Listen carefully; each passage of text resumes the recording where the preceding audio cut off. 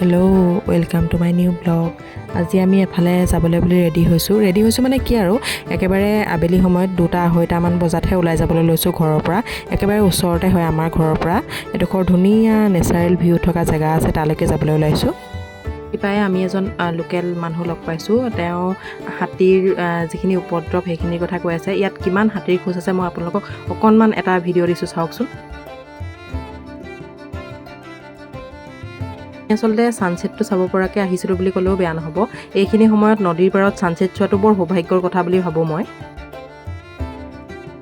Guys, picnic স্পটত খাম বুলি আহিছিলোঁতো, ল'ৰা ছোৱালী অকল খাবলৈ আহিছে। Pitch to our life. ভাবিলোঁ ইমান দূৰৰ পৰা যাম যিহেতু চাহ একাপকে তাত বহি হ'লেও খাম। আধা ঘণ্টাৰহে বাট আমাৰ ঘৰৰ পৰা, সেইকাৰণে ভাবিলোঁ চাহ একাপকে খাম। আমি ঘৰৰ পৰাই যোগাৰ কৰি লৈ গৈছিলোঁ। এয়া আকৌ সিহঁতৰ উৎপাত হ'লেই নহয়, ইটো সিটো অনা মানে দেখিছে যে বেগত এইখিনি বস্তুকে খাবলৈ উলিয়াবলৈ উৎপাত হ'লেই। তাৰপিছতে আৰু কি কৰিব, উপায়টো নাই, খাই ল'ব লাগিব। সেইকাৰণে আমি চবে চাহকাপ খাই অকণমান ইফাল সিফাল কৰিম বুলি ভাবিলোঁ। খাম বুলি যিমান উৎপাত কৰিছে, এয়া আকৌ সিহঁতি কিবাকিবি কৰিও লৈছে। এয়া গুণগুণে দেখিছেনে, চাহ অনা ফ্লাক্স উলিয়াইছে। আকৌ আমাৰ ছোৱালীজনীও কিবাকিবি কৰিছে। সেইকাৰণে ভাবিলোঁ অকণমান খোৱা বস্তুখিনি অকণমান প্লেটিং কৰি লওঁ, তেনেকৈ খায়ো ভাল লাগে। আৰু ফটো একপি মৰাটোতো মেণ্ডেটৰী হ'বই আৰু, ফুৰিবলৈ আহিছোঁ যেতিয়া, নহয় জানো।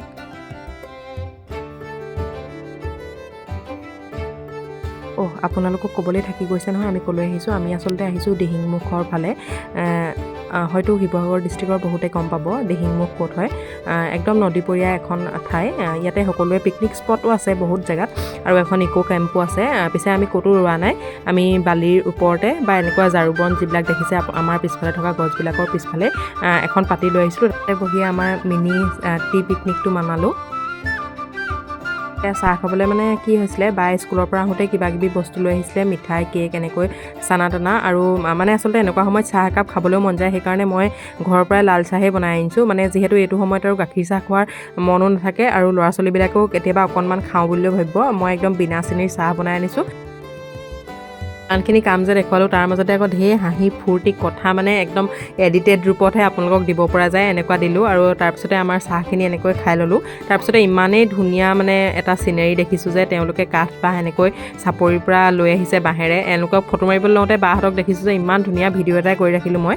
তাৰপিছতে আমি ছানছেটটো যিহেতু চাবলৈ গ'লোঁ, এই ছানছেটটো আমি দেখিলোঁ। ইমান ধুনীয়া এটা মুমেণ্ট একদম মানে ধৰি ৰাখিছোঁ। তাৰপিছতে এয়া এনেকুৱা চাংঘৰ বনাই থৈ দিয়া আছিলে, অকণমান ৰেষ্ট কৰিবও পাৰি। পিছে আমি যিহেতু ঘূৰিছোঁৱে সেইটো সময়ত, তাত আৰু আমি নৰলোঁ। অকণমানি ল'ৰা ছোৱালীকেইটা মানে খেলি আছিলে, লোকেলেই হ'ব তেওঁলোক। আমি ঘূৰি অহাৰ ৰাস্তাটো আমি বেলেগ ফালে লৈছোঁ, মানে যিহেতু একেটা ৰাস্তাৰে অহা যোৱা কৰিলে মানে এনেকৈ ফুৰিবলৈ গ'লে ভাল নালাগে। ইমান ধুনীয়াকৈ মহবোৰ চৰি আছে ৰাস্তাৰ কিনাৰতে, আকৌ সৰিয়হ মানে একদম দৰাই দৰাই হালধীয়া হৈ ফুলি আছে।